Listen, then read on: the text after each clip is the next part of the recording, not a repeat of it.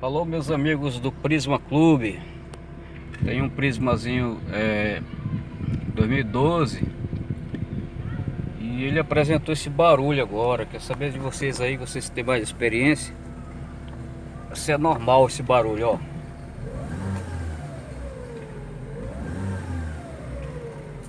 sei se está dando para ouvir aí, vou fazer de novo.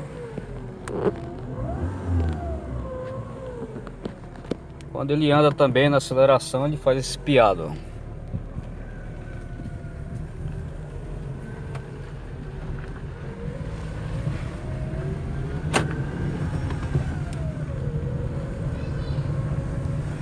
ó. Acho que deu pra ouvir aí.